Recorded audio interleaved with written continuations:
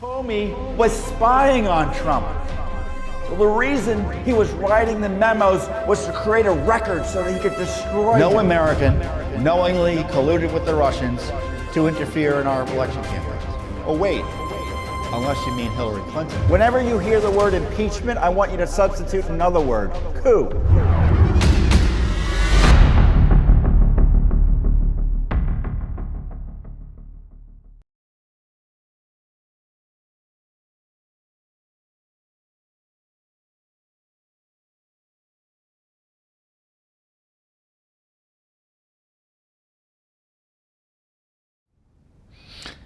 Hey everyone, Judicial Watch President Tom Fitton here with our Judicial Watch weekly update here on social media. Thanks for joining us. Another sad week for the rule of law as the Justice Department, the deep state Justice Department, goes to war against President Trump.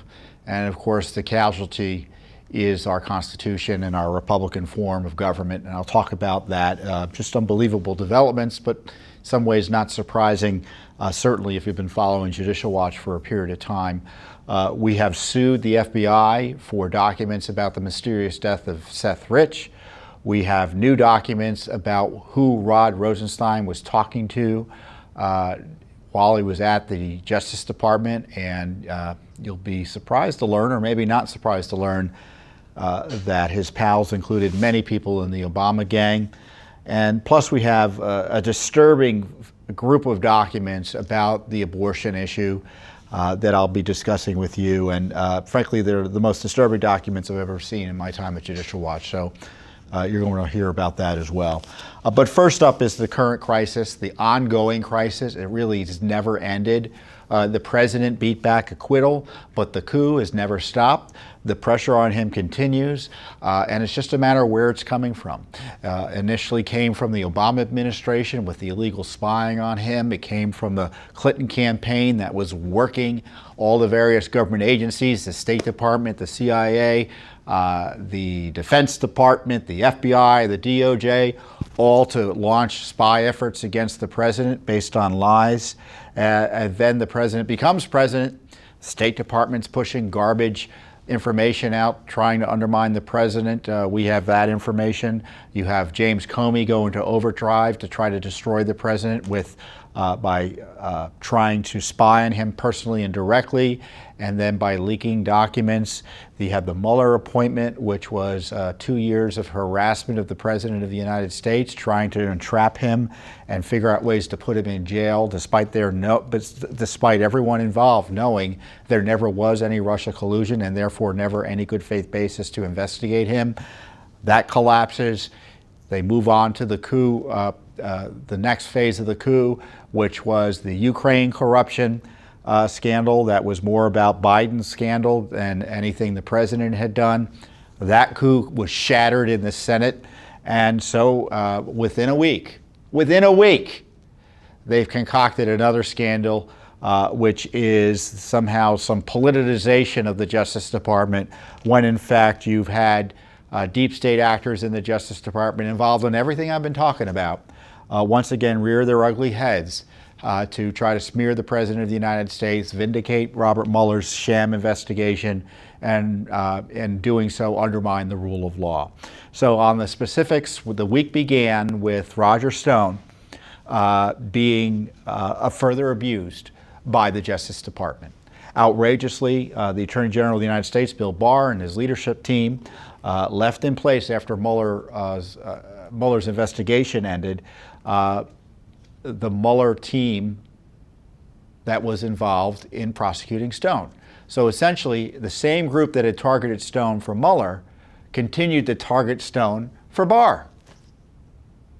Now, given all the improprieties of the Mueller investigation, all the questions about its origination, which was infected by the fraudulent dossier the Justice Department admitted was false in terms of, admitted was the basis for the false FISA affidavits. Despite the Attorney General Barr and Durham suggesting that the whole genesis of the investigations targeting Trump that led ultimately to Stone's prosecution a year and a half later, almost 2 years later, was suspect. And despite all the public concerns about Mueller hiring a bunch of Democrats and Clinton donors and Obama donors and Democratic donors and activists to man his prosecution team, despite all of that, Barr leaves in place those individuals. So surprise, surprise, a week after the president's acquittal, they concoct a scheme that has resulted in another scandal. It's a fake scandal, but it's a scandal nevertheless because the media is trying to, is causing, the media and their allies are causing problems for the president again.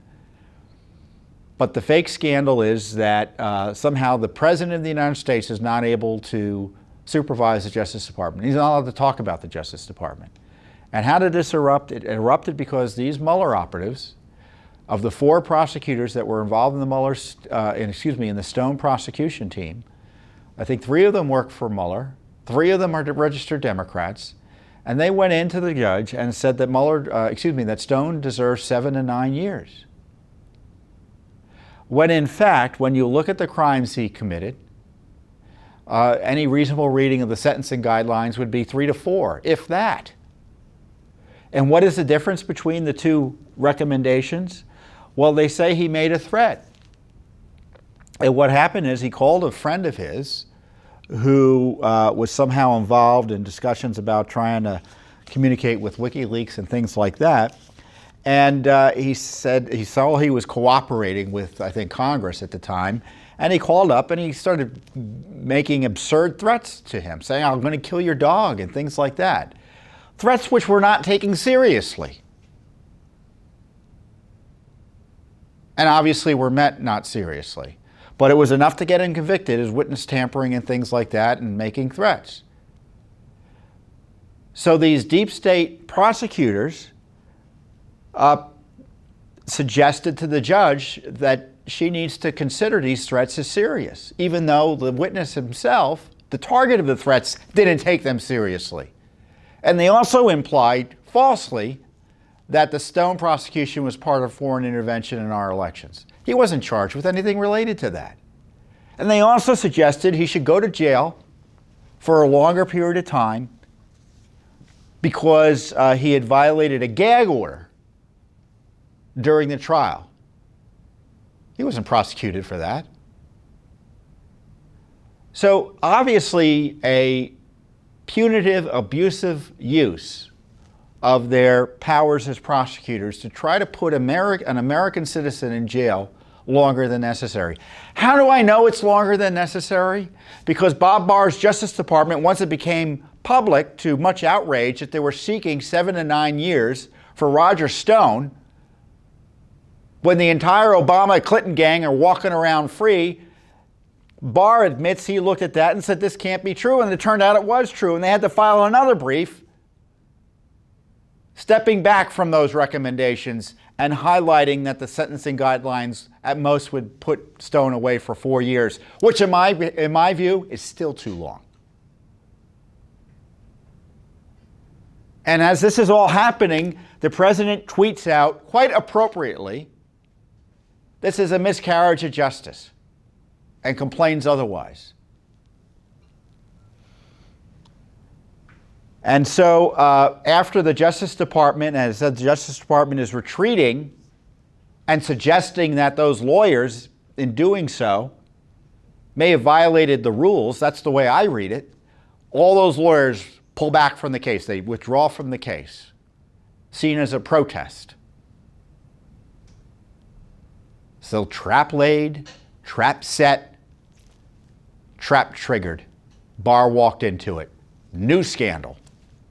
Now, of course, the real scandal is you had Justice Department prosecutors abuse their position to try to put an American in prison longer than necessary. And Barr had to take steps to intervene to stop that abuse of power. Instead, the fake scandal is the President of the United States did something wrong by complaining about Justice Department misconduct. And Barr fell into the trap. He gave an interview saying the president's tweets make my job harder. He actually said make it impossible for him to do his job. I would suggest what makes it impossible for him to do his job, as properly defined, is the corruption of people he leaves in place around him. I mean, we had the FISA court of the United States, the Foreign Intelligence Surveillance Court, essentially announced to the world in an order just a few months ago, it can't believe anything the FBI and Justice Department have to say on FISA warrants, the most sensitive warrants the government can probably pursue. We have the Justice Department admit 2 warrants targeting the President of the United States, 2 spy warrants, all signed off and approved on by both the FBI and Justice Department, were false, meaning criminal in nature, when you're lying to the court and falsely presenting information to the court to get a warrant on someone. You're committing crimes. And we're all supposed to be worried that the president is tweeting?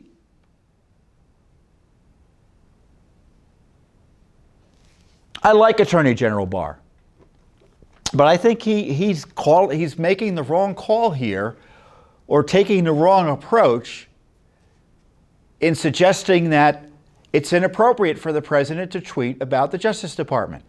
This is the strategy of the coup cabal, the deep state, the Clinton-Obama gang, the administrative state, the permanent bureaucracy, however we want to call it. They don't want the president to be president. They don't want him to fire people. They don't want him to talk to foreign leaders. They don't want him to have the ability to take out terrorists abroad. They don't want him to protect the security of the United States. They don't want him to run the Justice Department. They don't want him to appoint judges. Well, how do I know that? Because they tried to remove him from office based on a fraudulent charge. And they're suggesting he's committing crimes by doing his job. You fire Comey, which is his right as president, you're committing a crime. You ask a foreign leader to assure him, President Trump that our taxpayer funds aren't being wasted on a corrupt government abroad. Let's remove him from office for talking like that. And now the latest is the president can't talk about the Justice Department. Now, if the president had called Attorney General Barr up and said what was going on, and that became public, do you think that would be a scandal too? Of course it would be. Because the President Trump is not allowed to do the things a normal president is able to do. Because they hate Trump, and in my view, they see him as a threat. And of course, they want to freeze the Justice Department. And how do you freeze the Justice Department? By presuming any activity that targets the Clinton/Obama gangs is inappropriate. And any activity to rein in the corruption targeting the Trump gang is inappropriate. So it results in the Trump gang, Trump allies, getting improperly targeted and prosecuted and jailed, and it results in the Obama-Clinton world walking away scot-free. That's the crisis of the Justice Department. The crisis of the Justice Department isn't President Trump tweeting. It's Justice Department employees, attorneys, most of whom are Democrat partisan liberal activists, abusing the powers entrusted to them by the American people to act in a corrupt way. They think they can get away with it too. I mean, these 4 lawyers who tried to punish Stone inappropriately, they should be subject to investigation. And as if to confirm that the Justice Department is just so thoroughly corrupted, they announced just today, that Andrew McCabe won't be prosecuted for what looks to be his admitted lies to investigators about his involvement in leaks. I think he lied 4 times, according to the IG, that referred him to the Justice Department for Criminal Investigation almost 2 years ago. I think it was in April 2018. So the week begins with a slap at Trump, and it ends with a slap at Trump. Decision made, at least it was signed off on by a deep stater who's been there forever at the Justice Department. The same lawyer, by the way, who also was responsible for the Awan brothers plea deal. Did you know that? Remember that plea deal with the Debbie Wasserman Schultz Democratic IT scandal? Many people criticize that plea deal as a slap on the wrist. So Andrew McCabe is facing no prosecution for lying repeatedly on a sensitive investigation. He not only lied to IG investigators at the DOJ, he lied, it looks like, to FBI investigators as well. And Roger Stone is going to go to jail if the judge follows the sentencing guidelines for up to 4 years. And the only reason that's happening is because the corrupt deep staters, Mueller operatives at the Justice Department were caught. People were sensitive to this and they actually stopped it. I mean, so I'm of two minds on Barr. He fell into a trap and talked about the problem the wrong way and talking about Trump, but he deserves credit for coming in and stopping the corruption. And now I'm of three minds because, frankly, the corruption should never have allowed to get that far. He should have frozen everything related to Mueller, and he still should. Now he's being criticized because he's got an outside team reportedly looking at Flynn. So stop blaming the president. The problem is your Justice Department's out of control. And the president has a positive constitutional obligation. And when I say positive, means that he's got to do it. His job, his duties, and responsibilities require it to confront Justice Department corruption. He sees they're about to abuse American citizen, he should speak up. Now, if he had called Barr directly and said, you got to do something about it, they would have gone after him. So he resorts to going on Twitter.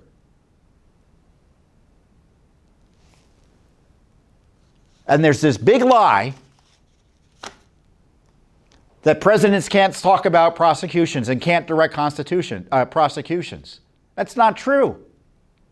It's not a constitutional point of view. It's a political point of view that presumes that the Justice Department is independent. If the Justice Department is independent, then the Justice Department should be shut down because it would be unconstitutional. The Justice Department is designed to enforce the rules of our land. And those powers flow mostly from the President of the United States. They report to him, not the other way around.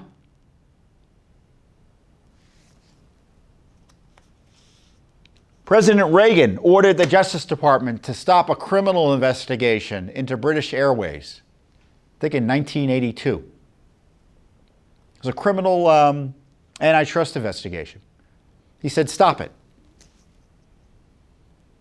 President George H.W. Bush, remember after the Rodney King riots? The police officers were acquitted from the criminal charges. There were all this rioting. Within an hour, he said, he called the Justice Department, told the Justice Department, I want you to investigate those police officers. And he boasted about having federal prosecutors on the plane within a day or two. 5 federal prosecutors. Go look it up. Forget when the riots were, 1992. And then there's numerous instances of Barack Obama boasting about his connections and his involvement and his direction to the Justice Department, specifically in the Eric Gardner case, who was a person who was killed during a struggle with the police in New York, and they were, I think the police were acquitted, and basically Obama boasted that he was making sure Eric Holder was pursuing civil rights charges against these officers.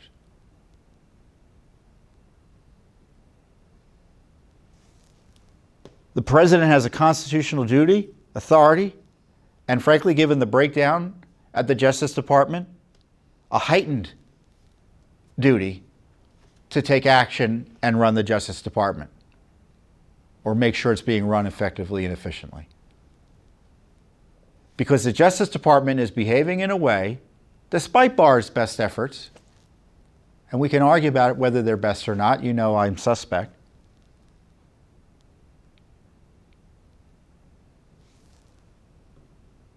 Justice Department needs to reassure us that they're fairly administering justice.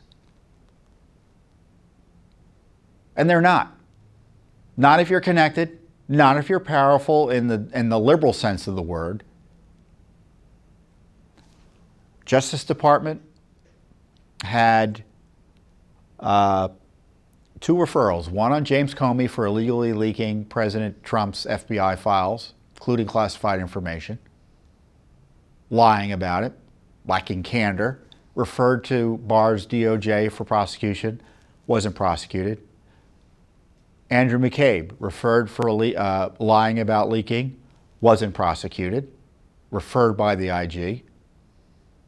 There's no evidence, and I'll say it again, there's no evidence of a serious criminal investigation into the illegal spying on President Trump. There's a New York Times story out today, or this week, depending on when you're hearing this, but go look it up. And the New York Times, of course, is being dishonest, and they're kind of acting as a defense counsel for the Obama gang being investigated by Durham. So they're investigating the CIA and how they handled Russia interference, and buried in the story is the lead that the Obama White House actually interfered with the Russia interference investigation. And that Obama's emails have been hacked. And so the supposition is, and the conclusion is, that there may have been actually cover-up orchestrated by the Obama White House. So that's one element of the story. The other element of the story, Durham doesn't seem to be doing a criminal investigation. It looks like he's doing a glorified IG investigation. There's no indication he's doing a criminal investigation. Now, in theory, he could do a glorified IG investigation and then refer people for prosecution. When is that going to happen? Do you have any confidence it will happen? I can hope it will happen, but we see what's happening at the Justice Department. In the case of the Stone case, you know what happened? They had an acting U.S. attorney come in at the last minute, appointed by Barr, who in theory was supervising these Mueller operatives targeting Stone. And they were trying to push for this abusive sentence. And this U.S. attorney, acting U.S. attorney, said no. And they said, well, if you don't agree, we'll pull out of the case. And so he caved and let them file the brief. That's what the reports are. Who's running the Justice Department? And I guarantee you that story goes on all the time. We just had a story last week I told you about. Duncan Hunter, a former Republican congressman, he's former because he had to resign last month, was prosecuted. I think there were 69 criminal charges filed against him and his wife. Basically an absurd indictment. And he and his wife, I think, pled guilty to one minor charge, and he's facing sentencing next month. And one of his issues he tried to raise with the court was that the prosecutors here have it in for me. They're Clintonites. They went to a Clinton fundraiser. And the response from the Justice Department and the Secret Service was they were there to provide advice, prosecutorial advice in case of a security incident. Which just sounds absurd on its face. That's just obviously false, but the court bought it. And so we asked about what went on there. We've received the documents for Justice Department emails, thanks to a lawsuit we filed, and they show they weren't there for security. They were there because they wanted to be there. They talk about how fabulous the party was. So all of that implies, A, they lied to the court, and maybe Duncan Hunter shouldn't be facing jail because of that corruption. Attorney General Barr needs to focus on the corruption in his own agency and pay attention to the president's concerns about this. Like I said, I like Barr. This is frankly the only public comments he's made, I don't want to exaggerate too much because I'm sure I disagree with him on other stuff, where he got it wrong as to the crisis the Justice Department faces. And after all this settles down, I was on Lou Dobbs this week, and I encourage you to watch the interview. Because this dispute between Barr and Trump, it's not a real dispute. It's going to move forward.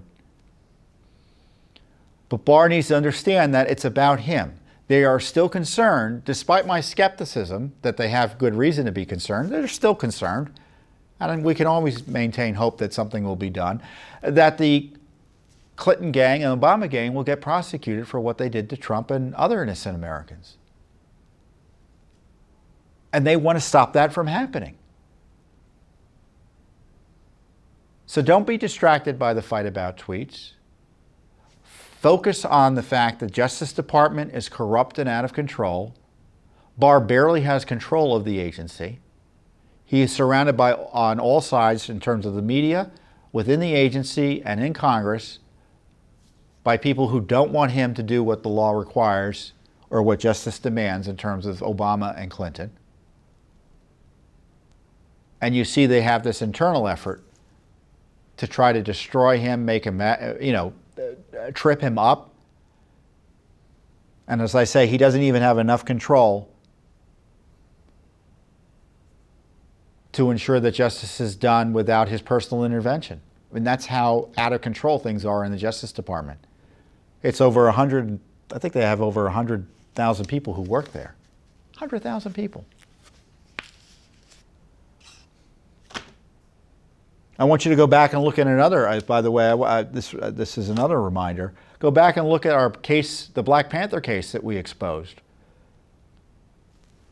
where the Justice Department career civil service had the Black Panthers Dead to Rights, New Black Panther Party up in Philadelphia, standing outside a polling place with truncheons. And I don't think they showed up in court. They were going to win. And so Obama appointees came in and shut the case down. They lied that there were political appointees who made the decision and pretended it was career appointees. That wasn't the case. So the next time you hear about, well, it's terrible if the Justice Department is run by the White House or political appointees, that's just bunk. They're just trying to ensure that their allies in the bureaucracy can continue to commit misconduct and put people in jail who don't belong there. So our republic totters, and we're supposed to be talking about the president's tweets. I ain't going to do it. As far as I'm concerned, the president should tweet more. The president's general tweeting, who agrees with everyone? Who agrees with every tweet someone puts out? That's not the issue. I'm sure I can look at some tweets I've put out and say, boy, I wish I had said that differently, or look at that typo, or boy, did I get that wrong. We've got a Justice Department who was caught this week trying to put a man in jail for an unnecessarily long period of time. 4 extra years, all to score political points. To make Trump look embarrassed, help vindicate the Mueller operation by giving it another big sentence it could tout to justify its sham abuse of the rule of law. And what's Judicial Watch doing? We're fighting it all. And I wish Attorney General Barr would spend more time focusing on why his Justice Department is defending the indefensible. They're protecting Andrew McCabe, not giving us his text messages. They're protecting Page and Strzok by slow-walking the release of documents. They're even protecting Barack Obama. Remember Barack Obama? He was president of the United States, right? He was interviewed by the FBI, and there's a report about that interview. It's about the sale of his Senate seat. We can't get it from the Justice Department. One of the few 302s we can't get.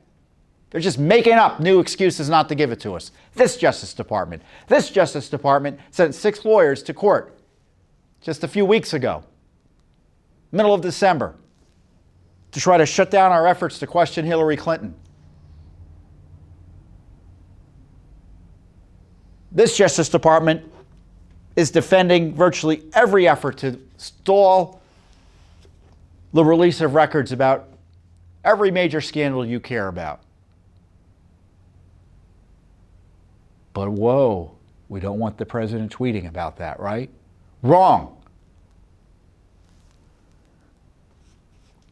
The president often retweets me, often retweets Judicial Watch. My guess is he thinks we're doing more work than the Justice Department on the corruption issues the American people care about. And it doesn't mean Barr's doing nothing. That's not my point.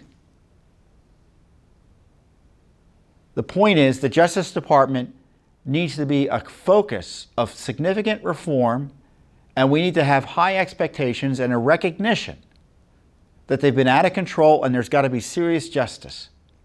The fact there's no major special counsel, no major grand jury or criminal investigation of anyone is one of the most alarming developments in our criminal justice system and our justice system generally that I can think of in recent American history. The fact that Judicial Watch is almost alone in trying to get documents about the spying on the President of the United States, what does that tell you? It tells you the Justice Department's asleep at the switch. And Barr may be trying, but you know what he should say? I'm trying, but this Justice Department's out of control. Yes, I saw this. Look at what happened here. We had prosecutors that I trusted that tried to abuse their power to target a defendant, and I had to intervene. That's terrible. The president tweeted about it. He was concerned. I'm concerned too. We were already on top of it. That's what he should have said. So we're just going to keep on suing. For example, there's this issue with, it's a big issue for a lot of people. I know there have been a lot of theories about this because of the failures of our law enforcement to solve the murder. It's the issue of Seth Rich. Now, Seth Rich was a young man who was murdered here in Washington, D.C. His technical position was with, he worked for the Democratic National Committee. His position there was Voter Expansion Data Director. And Rich was only 27 when he was murdered. Terrible. In July of 2016. And the murder remains unsolved. And there were some weird things about the murder. He was shot in the back. Much of his belongings, he wasn't robbed, so they left everything there. And based on our investigation, we have reason to believe the police handled this death a bit differently than it otherwise would. In terms of crime in the area in which he was killed, the criminals don't normally do what happened there. They don't shoot someone and leave them lying in the street unrobbed. It was an unusual set of circumstances. And of course it's unsolved, which raises additional questions. And then on top of all of that, you had Julian Assange of WikiLeaks suggests that Seth Rich was a WikiLeaks source. Now, I don't know if that's the case, but he said that. So that raised all sorts of other questions. So we had asked the FBI for documents about Seth Rich, and we've asked the D.C. police. We haven't gotten anything from them because they say the investigation's still open. But we'd asked the FBI for documents. We didn't get any answer. I think another request suggested they had nothing. So we just had to sue for Seth Rich documents. And why do we think the FBI had records? Because in another case, we found Seth Rich records. I told you about this WikiLeaks scandal. Julian Assange had put out a reward of $20,000 for information regarding Rich's death. So the public affairs official in the FBI was sending this email around, and it percolated through Page and Strzok, Lisa Page and Peter Strzok. So we thought, well, this is curious. What is this Seth Rich story doing in here? And the way it was handled, one of the officials says, I squashed the story with someone, denying any specific involvement. A weird set of emails. I don't know why the FBI wouldn't be investigating this in light of Assange's investigations or allegations. So we sued for records. I don't know what we're going to find. But the media would have you believe you're not allowed to raise questions about the death of Seth Rich. The fact is, the poor man was murdered. The circumstances of the death are unusual. You've got this potential connection to national, international stories, as Roger Stone is seeing. Why wouldn't the FBI be investigating this? Maybe they found nothing. Maybe they found Julian Assange was just trying to take advantage of the Rich murder to distract from the fact that the actual source for the documents was from Russia. I mean, that may be true. But what was going on? And why can't they just tell us one way or another if they have documents in a forthright way? That's why we had to sue. Media doesn't want to do anything on this. Congress doesn't want to do anything on this. But I do know the American people want some answers on Seth Rich's murder. The answers may be, it's a terrible tragedy. He was the victim of a random act of violence, as is too often the case in our major urban areas, especially here in D.C. But I do know from Judicial Watch's experience that anyone who is of a political nature, anyone, let's put it this way, if you die and you're involved in politics in some way, your case is handled in a different way. Unfortunately, it's usually mishandled because the politicians get involved, whether or not there's any reason for them to be involved. Could be just a straightforward crime, but they got to muckety it up. So I guarantee you Seth Rich's murder led to political involvement in the murder investigation in a way that may have resulted in the investigation not being pursued appropriately, all leads not being followed appropriately. So that's what our lawsuit's about. And I love Judicial Watch because we're not cowed by the major media who doesn't want to ask questions about the death of Seth Rich. So I'll let you know if we find anything there. So we also have another major investigation. We've asked for documents about Rod Rosenstein, who was involved in the coup efforts against the president, wanted to wear a wire against President Trump, even though President Trump appointed him as number 2 of the Justice Department. He is the one who appointed Mueller.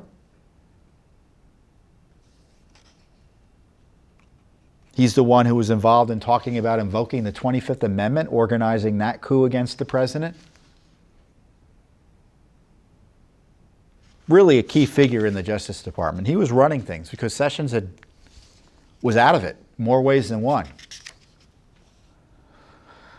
So we have a new set of documents showing around the time Comey was fired and then Mueller was appointed, Rosenstein was getting all sorts of interesting communications from Obama officials or former Obama officials. On May 15th, 2017, someone sends them an email from the office with the subject line, Eric Holder just called for you. Eric Holder, former Justice Department Attorney General for the President of the United States, Barack Obama. The message says, please call him. You're going to love this. Remember John Huber, who was part of that scam by Sessions to distract us from demanding a special counsel, to distract me or Judicial Watch, but to distract Congress and other Americans from calling for a special counsel. Sessions appointed Huber to, quote, investigate Clinton. There was no investigation. May 16th, Huber wrote to Rosenstein, Rod, we're proud of you. For what? It was a time when Comey was appointed. Mueller was appointed. Next day, Mueller was appointed officially. Rosenstein's also talking to Washington Post, talking about leakers. He talks to Washington Post reporter Sari Horowitz, included multiple off-the-record calls, information sharing, in an email exchange on May 12, 2017. I think Comey I forget what day he had been fired. I think it was May 8th. I call it, this is our 7 days in May FOIA. This is the key This was where the coup, in many ways, was launched against the president in a significant way. Remember the movie 7 Days in May? I think that's the name of the movie, isn't it? We asked for documents between Rosenstein's communications between May 8th and May 17th. So it's kind of 10 days in May, but I'm going to call it 7 days in May.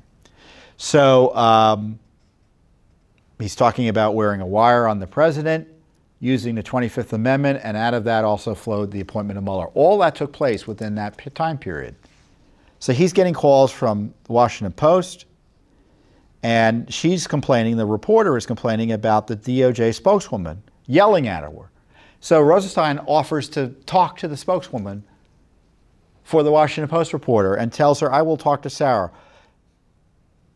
And the reporter responds, she's around all night if Rosenstein wants to talk off the record, which suggests to me that that previously has happened. Does it suggest that, does that sound right to you too? That's what I love about Judicial Watch. I love lots of things about Judicial Watch. But we put the documents out there, and if you don't like my spin, you can look at them and judge for yourself.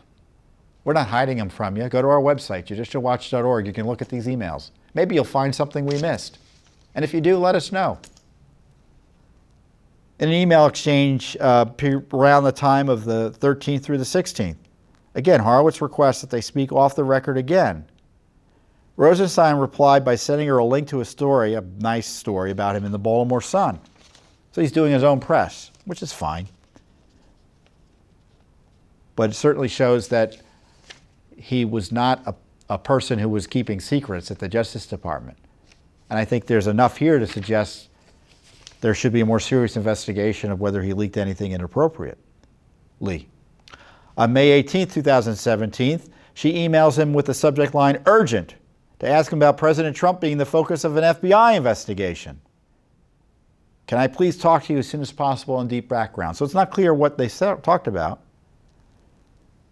He gets an email from Catherine Davis, a 60 Minutes producer. I hope you're handling all this craziness this week. I'm sure that you are. Much to discuss. FBI finalists and whether you are considering accusing. Hoping not, but let me know. Let me know when I can come and visit next week. You know where to reach me in the meantime. Would you be reassured to know that the number two in the Justice Department had these types of relationships with Washington Post and 60 Minute reporters while he's figuring out and contemplating a coup against the President of the United States by wearing a wire, invoking the 25th Amendment, and appointing needlessly a special counsel to harass him? And then after he appoints Mueller, all these Obama gang people start calling him. Obama special counsel. Wanted to send you a note of support. If there's anything I can do to be of help, let me know. Obama White House Deputy Associate Counsel, Mark Liotta. Thinking of you and your family. I hope you're hanging in there.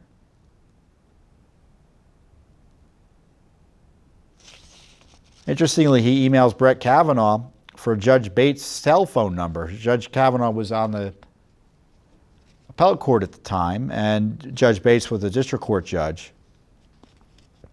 That was shortly before he appointed Mueller. Top DOJ official James Cole writes an email to him, you have the right approach. So Steny Hoyer, number 2 Democrat in the House, talking to Rod Rosenstein just before he appoints Mueller special counsel. Bates sends him an email. Judge Bates sends him an email. Great move on the appointment of special counsel. Aren't these incredible? Obama's former principal deputy solicitor general and a very, very public anti-Trump activist, Neil Catyl. It's K-A-T-Y-A-L. Catyl. That's how I pronounce it.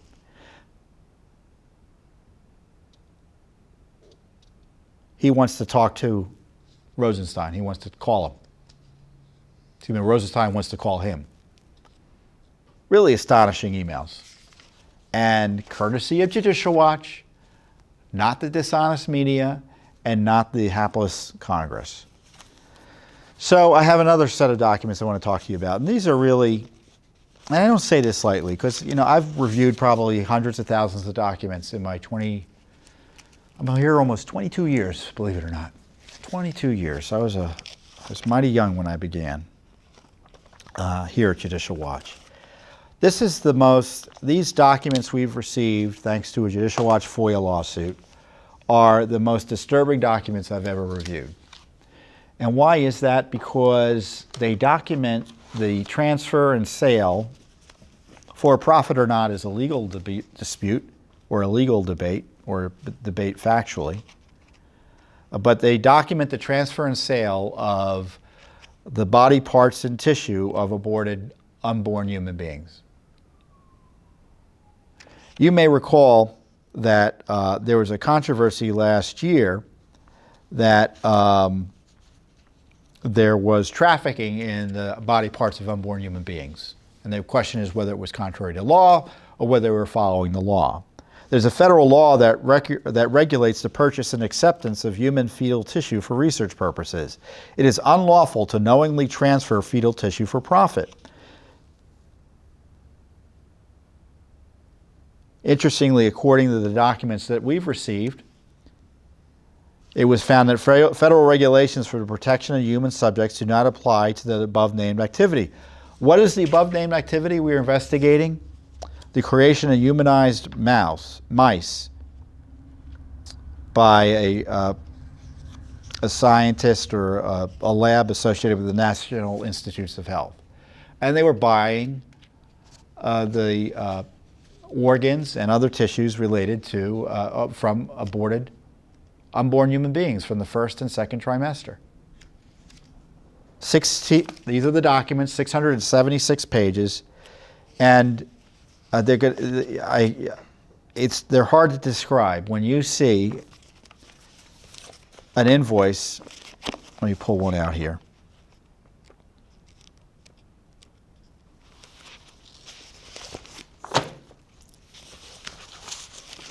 Let me get it out, excuse me.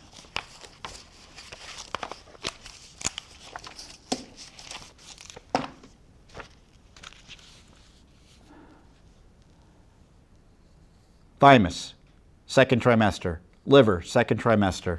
The fee for each is blacked out, $750, paid via Visa.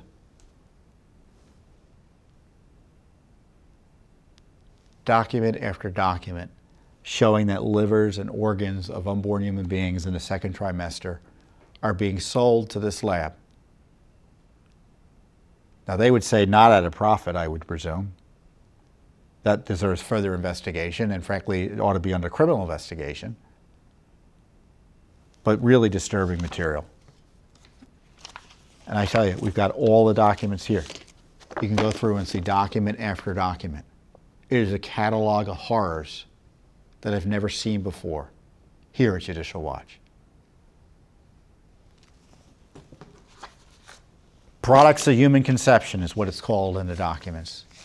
Do you think that's appropriate? Do you want your tax dollars being used to pay for those types of transactions, even if they're not for profit? The company we're looking at is a California-based firm,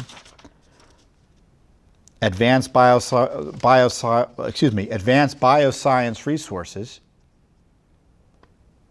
There are at least 26 purchases from ABR by Dr. Kim Hassenkrug, who's a senior investigator at the NIH lab in Hamilton, Montana.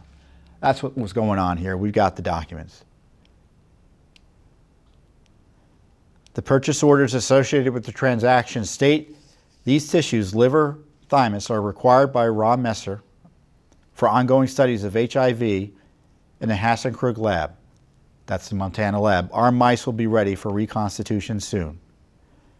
Beginning with the 2016 payment and running through April 2018 records, the records show that a fetal liver and thymus set cost $680, and the payment was due upon receipt. They gave us copies of the, you run your card and you get a little receipt. They had the receipts attached to the documents, copies of them. And then the cost increased to $750. All this was purchased via credit card.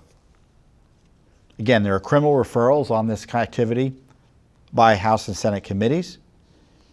And they want to know whether Planned Parenthood, who is, I think, the largest provider of abortions in the country, or any other entity, was illegally profiting from the handling of this fetal tissue from aborted unborn human beings.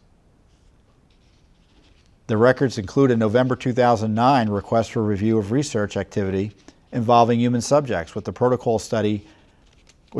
title Study of HIV Infection and Vaccine Protection in Mice Reconstituted with a Human Immune System. That basically they were developing this cohort of humanized mice using this tissue from aborted unborn human beings.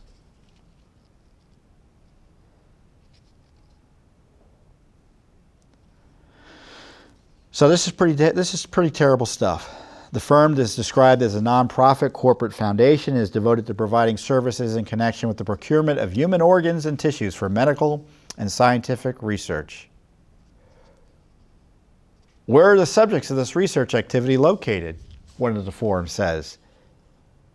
The answers: the material for this research is obtained from natural or induced abortions from females in California.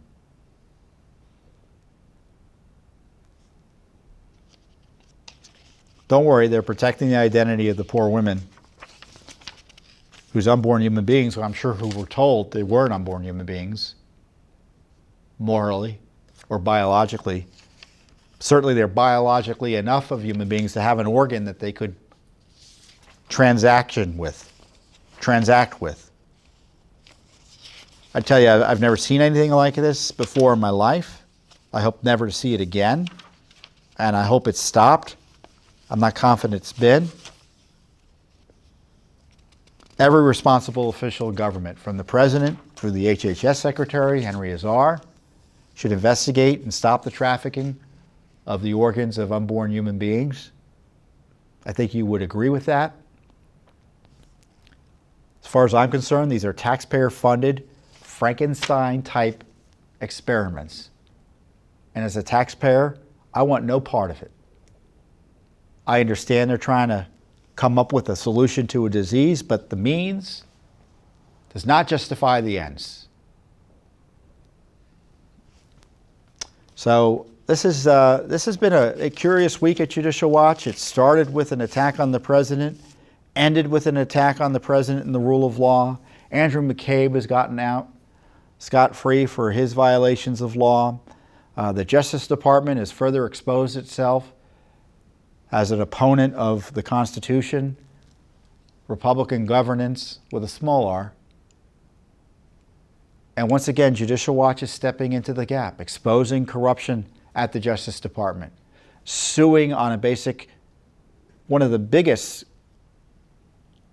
issues in D.C. in terms of people who were trying to figure out what's really going on here, the Seth Rich murder. And then we uncover these abortion documents that frankly should be a headline across the world. All because we have your support. Can't do it without your support. We've got lawyers working on it. We've got investigators working on it. We've got our press team, our digital team.